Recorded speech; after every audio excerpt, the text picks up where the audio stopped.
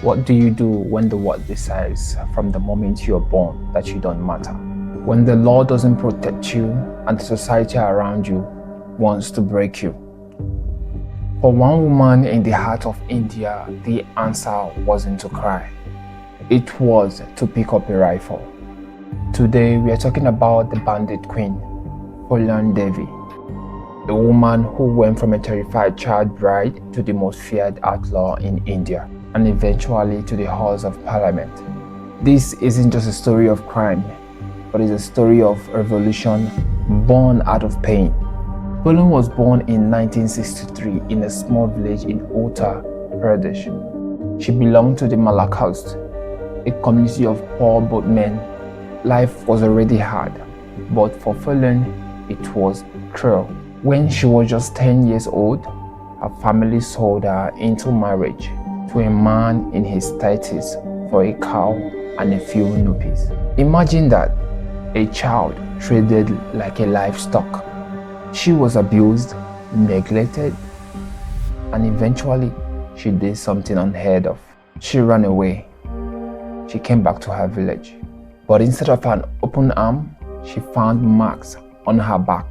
In her ward, a woman who left her husband is ruined. In the late 70s, Phoolan was kidnapped by a gang of decoy bandits. But here is the twist. In the jungle, she found more respect than she ever did in a civilized society. She fell in love with the gang leader, Vikram Mala. He treated her like an equal. He taught her how to shoot, how to survive, and how to lead. For the first time in her life, Phoolan Devi wasn't a victim. But that brief moment of peace was shattered when Vikram was murdered by rival bandits from higher caste. What followed was the darkest chapter of her life. Phoolan was taken to a village called Bemai. For 3 weeks, she was held captive and brutalized by high caste men. They didn't just want to hurt her, they wanted to destroy her spirit. They failed. Phoolan escaped, and a year later, in 1981, she returned to Bemai. She wasn't the trembling girl they remember. She was dressed in a police uniform, a red bandana tied around her head, and a Mosa rifle in her hand. That day, 22 men were lined up and killed. It became known as the Bemai massacre. To the government, she was a cold-blooded murderer, but to the poor and lower caste, she was an avenging goddess. For 2 years, Phoolan evaded thousands of police officers. She became a folk hero, a Robin Hood figure who robbed the rich to give to the poor.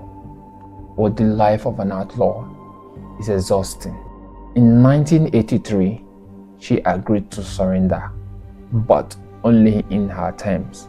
She refused to bow to the police, instead in front of thousands of people. She laid her rifle at the feet of a portrait of goddess Durga and Mahatma Gandhi. She spent 11 years in prison without a trial. Most people would have withered away. Phoolan, she used that time to think, to learn, and to plan. In 1994, charges were dropped and Phoolan walked free. And then she did the impossible.